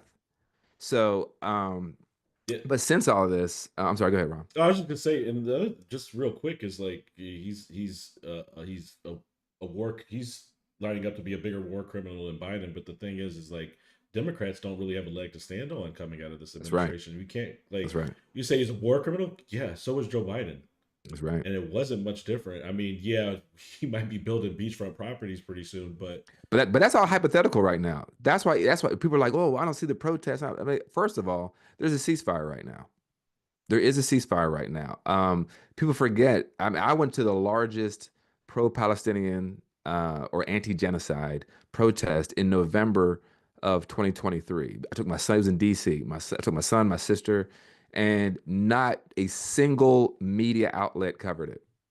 But they covered the next week the pro-Israeli thing on DC, where there was like maybe 10,000 people, but we had over 300. I mean, no one's cell phone worked. You were elbows and assholes, super tight. People were on top of buildings. They had helicopters. It was crazy. It was so many people. Wow. I mean, my feet were killing me, but there was no footage of it because they want to diminish that. And then the 2 weeks later, look at this. Look, there was 30,000 people there, and it's like, man, you look picture to picture, and it's like, man, they couldn't touch us. But that's the point. And then what's happening now, where I'm hearing folks say, well, where are all the protests at? People have been protesting Donald Trump. And if you're not following the protesters, and again, they're outside the White House in the thousands. I think it was yesterday, the day before. Um, and again, while the ceasefire was not happening, we were seeing stuff like the Flower Massacre. We were seeing things like the El Nasoret hospital being bombed. We're seeing things. I'm seeing children's faces crushed by roofs where their tongues are sticking out, and their eyeballs have popped out of their head. That has stopped. So okay, that has stopped in the short term. Yeah, in the Now, short when term, that it's shit always pop, been short. This has been right. Now, when it pops off again, we're gonna be on the streets again. I'm going to protests on Saturday for both immigrants and Palestine. All sorts of indigeneity are we connected to, but uh, uh, has always been the goal of the Israeli lobby was to control the narrative, and they've lost control of the narrative. This is why they wanted to get rid of TikTok, because folks were able to stream directly from Palestine. You're seeing bits and bags of bodies and stuff, and they're like, "This is my uncle. This is what's left of him. He's about 80 kilograms." And we have 80 kilograms of flesh in this bag, and we're gonna count that as my uncle. That's the shit that we used to see. And when we talk about how in the civil rights movement, how the power of media caused white America to care because they saw what happened in Birmingham, and they saw that picture of that man getting bit in the stomach by that German Shepherd. That's what caused people to be like, okay, I'm getting off the couch because this does not represent me. Now, what's been happening is that since there's been a ceasefire, folks have been able to go back to northern Gaza, go back to their homes. And that's been allowing people to be able to at least have a bit of normalcy. And I know that word's doing a lot of heavy lifting in that sentence. But that's why. But post all this, there has been this infighting on the quote unquote Democratic Party or the left, where there are folks who are liberals who are saying, "See, this is what you get." All y'all that voted for or that withheld your votes. This is what you get. You pro-Palestinian people. This is we told you this. And then the leftists were like, "No, we didn't want Trump either." And I'm on the leftist side. We didn't want Trump either, but we were warning the Democratic Party that this is going to be a big issue. But on top of that, a lot of us still vote. Again, I voted for Kamala Harris. I'm a party chair. But I realized that this party itself is still ran by white supremacy. It's still ran by Islamophobia. It's still ran by the war hawks. It's still ran by the people that are paid by Raytheon, Halliburton, and Boeing, right? So these people are still getting paid.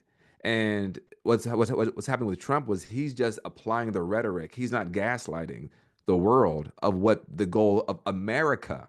Because we've all seen those photos of the map of Palestine, right? Where it's like the land in 1948 was like this, and then the 67 war was like this, and then in 2000 like this, and then now it's like little dots. And it's like that didn't happen under Joe Biden. That didn't happen under Donald Trump. That's been happening since America was the very first country to recognize Israel in 1948, 11 minutes after it considered itself a state. That's how tied we are to this genocide and this ethnic cleansing. So this fighting, I don't really give a shit about these liberals who are like, Bakari Sellers is a big one because he was big on like Israel has a right to exist. I mean, no, it doesn't. No country has a right to exist.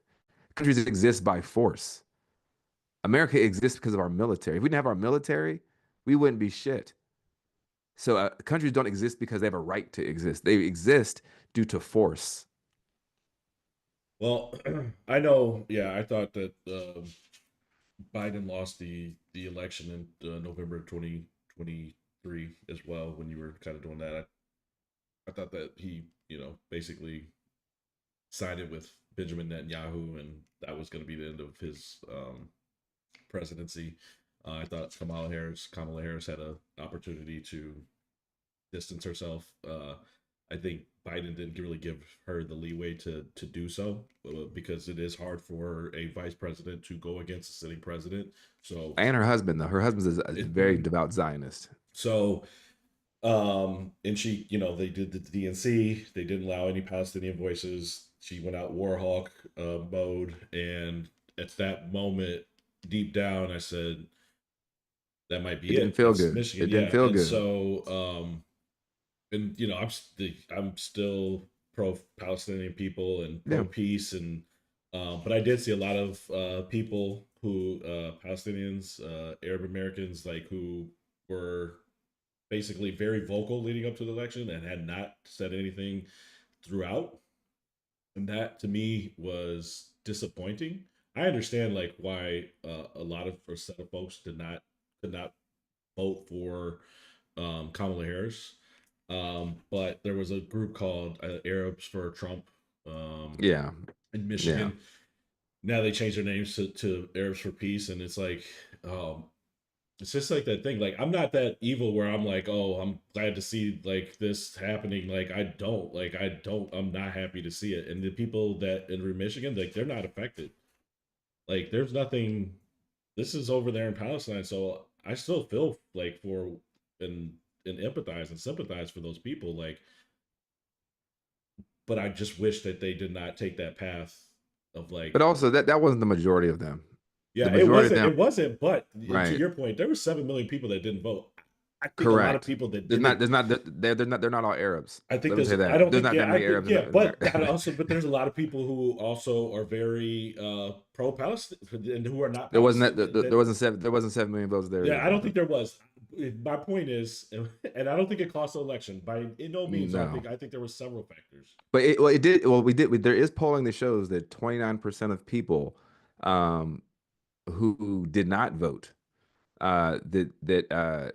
Palestine was Gaza was one of their top issues. Yeah, So it I, doesn't mean it was the number one, but 29%. It's not a majority, but it's worth figuring out.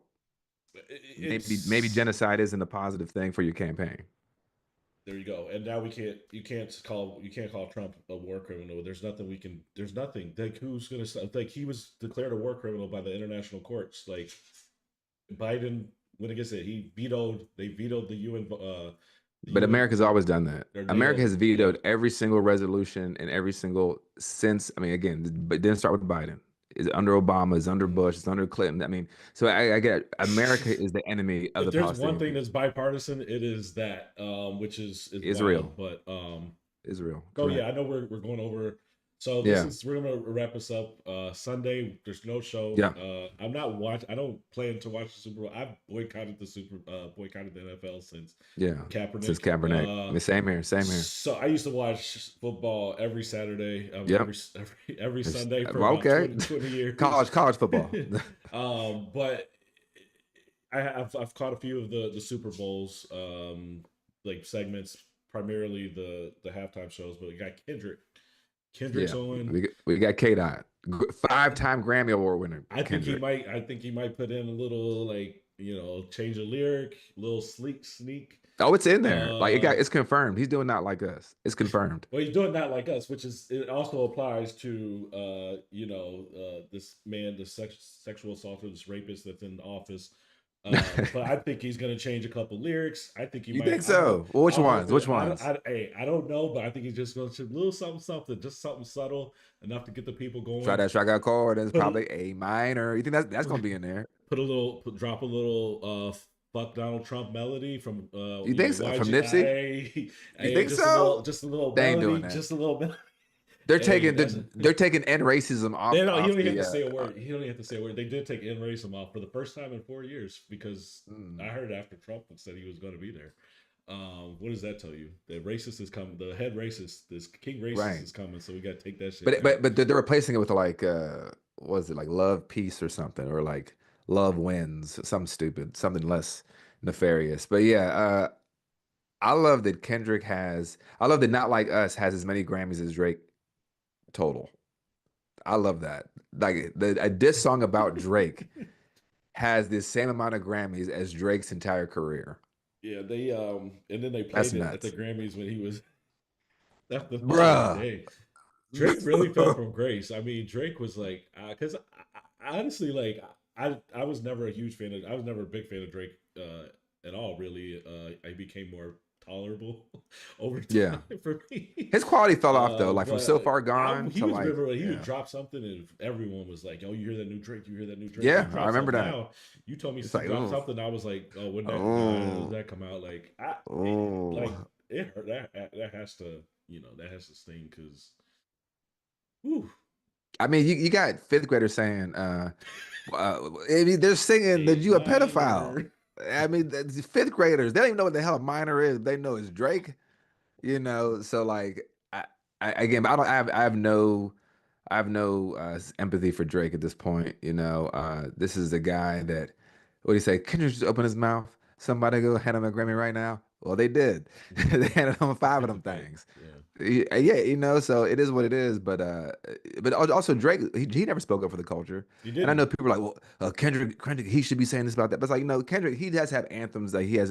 We gonna be all right. That was huge during the summer of BLM 2020. That song was played Oh everywhere all yeah, over the country. I was playing that shit. I was bumping in my Uh, it at was the at the everywhere, at right? the yeah. I was At the have my new protest, like car it at was, the protest. Yeah. you couldn't go nowhere without hearing that song. I know it got us going. It was the song of the moment. Drake has, I remember, I forget what was it? Maybe George Floyd that year. I remember the most Drake said. I don't know if you saw this, but this is like, I remember this happening. The most he did, he took like you know how you like cover up your camera to like type words as black. So it was like black, a black background. It just the words was like, could we just end racism or something stupid like that? Could we just stop with the racism? That was the most this waffle colored Negro said the entire time of the summer 2020. I was like, you know what?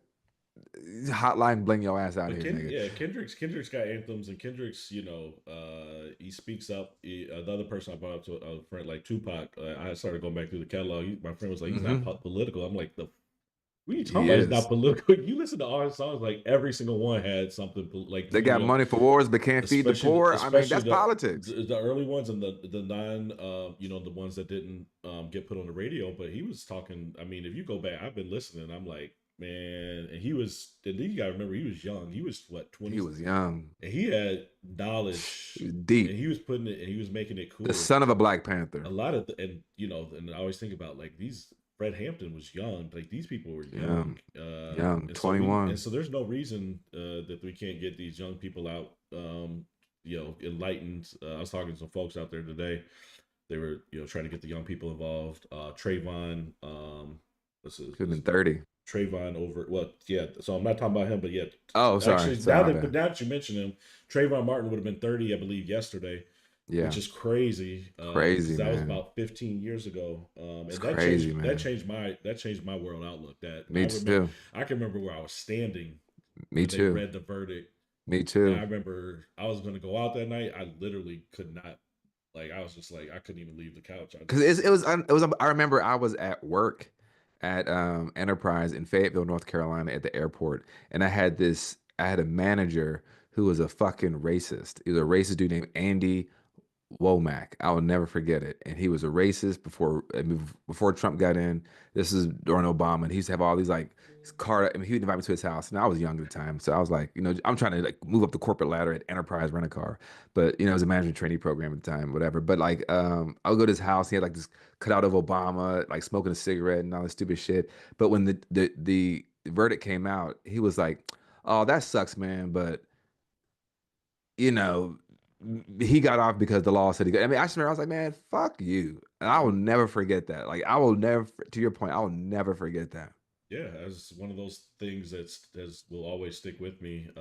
And ever since then, there's been a couple of those moments in my lifetime, but that was one. But what I was speaking about, but I'm glad we did bring that up because that's respect. Yeah. But Trayvon Edmonds, he's the leader of the Takeoff movement. He's 27. I think he knows who he is, but he's 27. His efforts have been in. Was he at Indivisible? Yeah, he's with Indivisible. Okay, I have met him. Yeah, and talked to a couple, and I think there's people are trying to figure out how do we get the young youth involved, how do we get young men, young women, and again, and I'm looking at these young. Whether it was Tupac in his own way, his artistic ways, or if it was Fred Hampton, all these people, they were so young. I mean, we're older than Martin Luther King Jr. was when he died. You know what I'm saying? No, we're not. So we're not. He's not good because there's. He was 30. Oh, I'm thinking Malcolm X. Malcolm X was 39. Malcolm's like 40, yeah. So and we're. I thought I was right there. I thought I was 39 the other day. Shit. Hey, for an aside, I had to sit down when I realized Wesley Snipes was 35 when he played Blade for the first time. I was like, oh God. I was like, oh, Yeah, okay. like, Martin was 39, but we're getting there. So, yeah. but to that point, like relatively, like in my mind, But like he he had done was, like 15 years of organizing at that point. yeah, and growing, yeah, exactly, and growing up in my mind, and still in my mind, I think of him, especially because you see the old black and white. They do that on purpose, but the On old black and purpose, white right? pictures is like I'm thinking he was probably like 48, 50. No, like No, so there's no reason young. that young people shouldn't, well, they can't, they think they can't or it shouldn't get involved, like no. So we I don't gotta know. Like the protests I go to, that should be filled with young people. They'd be filled with young people. so, and again, I don't want to judge too much because I just started getting out here, but with Chicago, yes, it was young people, but it was a different generation, like, so I'm hoping to see you know, Because I think what you're getting at is like, is there a young leader like a Martin Luther King who could be 21, or is like because participation is showing up to the rally, it is showing up to the protest, it is occupying a building at Columbia, that is young people. yeah, and that just is there a young person, but like for young people to think that they don't, that they, oh, that's for old folks, like politics is for old folks, like they need to see, somebody who is inspiring that is of their age. But I think a lot of I don't people think that's look the at case. little loud politics and they're like, that's for old folks. I don't think that. I mean, I think like congressional politics, they feel like it's for old folks, and I think we do need young people like the Maxwell Frost, the Jasmine Crockett's, the AOCs. I'm with you on that, but I think like fucking shit up. Oh, young people are down for that shit. They are down to get arrested. They're down to get pepper sprayed. I've been with them when they done that shit. Like again, we've been protesting for me and my son have been protesting. I mean, we've been sprayed and hitting and shit like that. So like, yeah, it young folks is out here. Young folks. But before we go, I know we're at 2 hours, but it was great. It was great. We gave an hour to Nayra, which was great, and then we did an hour of our own show. But before we go, I want to give respects to the legend, and of course, we all have our issues. I mean, we're whole people. No one's perfect. Pac wasn't perfect, right? But this brother did live past his 20s. Irv Gotti, Irving Lorenzo, I think was his full name. He died at 54.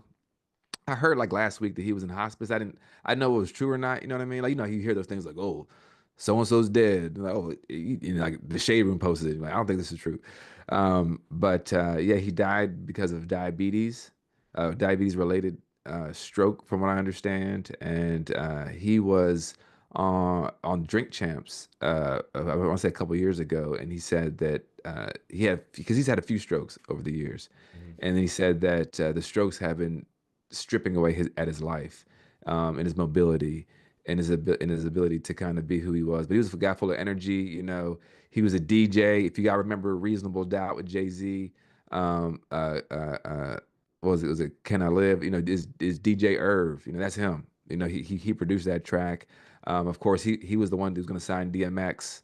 And he was always down with X, and of course that didn't happen. He got signed with Rough Riders, and he helped produce songs with Jay-Z, Lil Kim, of course. Then he started his own label, Murder Inc. Ja Rule, yep. Got Ja Rule. He got his own DMX, right? Every thug needs a lady, holla, holla. I mean, we all know that. I mean, that was a moment in time, and he had his own Diddy, Biggie moment with. There was no tighter duo than Ja Rule and Irv Gotti, and I know Ja Rule was probably sick right now that his partner is gone. But folks, Charlie Baltimore, Lil Mo.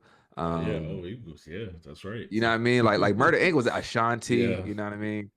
So Murder Inc. was doing his thing. I mean, I'll probably go listen to this. After this, probably put the best of Murder Inc. on. But it's sad to see brothers. Because we're not too far from 54 54, ourselves, that's what right? I said. I had You somebody know, close to me die at 50, 54, 55, and it's and it's scary. important that we go to the doctors, go to the doctor to get checked on, to get checked up, do your test. And I'm not saying that he didn't do that. I mean, he wasn't broke, he wasn't anything like that. But it's very important for us as Black men and Black people to make sure that we're checking on our health, because these are things that. I mean, I say all the time, we don't have time. You heard me say this plenty of times, wrong, because we die earlier than they do because of systemic racism and misdiagnosis and wrong prognoses and missed medication and all that good stuff and environmental racism. So, yeah, love and light to that brother and his family. I think his brother I forget his brother's name, but they were tight too. But yeah, I mean, again, a legend, man. And yeah, Murder Inc. Yeah. Um, well, I'll leave it at that. Yes, absolutely, a legend, and you know, of that era for sure. I think we forget about that 2000, 2004 a little bit Oh, and don't sometimes. forget the beef with 50 Cent. That's I mean, I was gonna bring 50, up. See, I was thinking about. Did I want to bring up 50 Cent because I mean, he 50 was just talking about Irv Gotti that 2 weeks ago. yeah, and then well he talked about him yesterday right before he died. Did he? I didn't know that. That's why I was like that's why I was hesitating because he said he Oh was my making fun God. of his stroke, and so I was like, He made fun of his man, stroke. yeah, man. See, So at a certain point, you hope that like, someone's health transcends beef, and 50's always been petty. And he's still got his money and credulity, but like I've kind of started looking at that brother sideways too over the years. Like, man, you got to grow up. yeah, You got to grow up, 50. And I didn't know he did that. That's fucked up. And I lost respect for 50 for doing that because, again, health should transcend. I mean, again, we're all black men in this country, hmm and when someone's sick and like, because I look at beef like a fist fight. Like if Irv Gotti was like, because he was walking with a cane over the past couple of years too, So if you saw Irv Gotti in the street and 50, you all bulky and shit, like you can go fight Irv Gotti. No, you wouldn't do that. So don't punch him verbally. And either way, to your point, Rom, yes. But that was a moment that we can remember in time of, 50 and Murder Inc. And that was just a I moment of our lives. I can imagine my CD. I actually probably got my CD booklet somewhere with like half those albums and like some of those posters on the wall, and you know what I'm saying. So Veni that was Vidi an Vici, era. man. Yeah. So all right, Rest in peace, Irv. rest in peace. It was a good night. We'll see Yeah, it y'all was a fun one. next Thursday. Next Thursday, we're taking Sunday off. Yeah, we'll hopefully things don't get too crazy. I doubt it. Enjoy. And nothing's gonna happen in this world, but until next Thursday. Uh, but no, enjoy the Super Bowl if y'all watching. If y'all partake, I will not be, but I will catch the halftime show. I'm sure I'll be texting around about you see this, oh you see that, he played it.